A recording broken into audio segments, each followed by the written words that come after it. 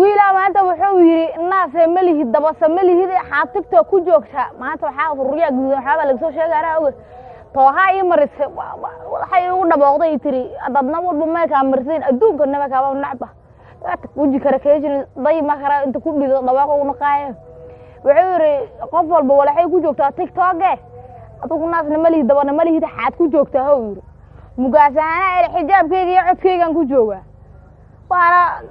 waa maxasantiina dadka codkayga iyo xijaabkayga igu jecel inta saarantiin inta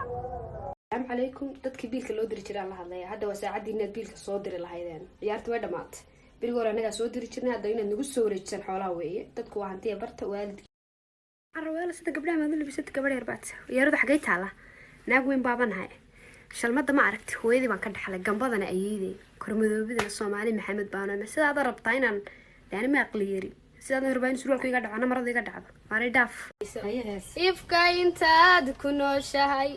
hagardaama iyo ciil allo halista ka dhow igu waalo والضحى والليل إذا سجى ما ودعك ربك وما قلى وللآخرة خير لك من الأولى ولسوف يعطيك ربك فترضى ألم يجدك يتيما فآوى ووجدك ضالا فهدى نجمة saddex su'aal baa ku weydiinaya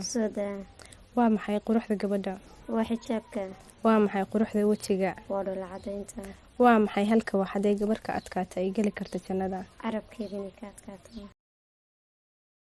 wadamada qaarkood naagaha ayaa meherka bixi laakiin anaga wadankeena markii la joogo wiilka waxa laga rabaa lacagtii aroos lacagtii aaba lacagtii walaalka lacagtii dahabka lacagtii guriga markaas haduu meel fadhiistan waxa leeyahay ilaa hadda maxaa u guursan la asanta wallahi taas dulmi waa ruux ugu maamaada naftaada lagu hayaa ma hayso inta qof garabkiisa ku ooy lahayd Allah subhanahu wa ta'ala sujuudiisa ku ooy inta qof baryan lahayd ilaahay baa ku dhahay every day shakasta anay baryo cidna baryan waxa ka qalda dabaan dhaga culus inta leedahay maxaa kii kanaal uma kii ka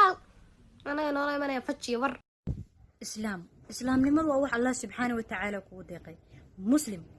مسلم كان وقفك الشخصي يعني مسلم رب او ايمان لا inaad noqoto adiga ayaa laga baahan yahay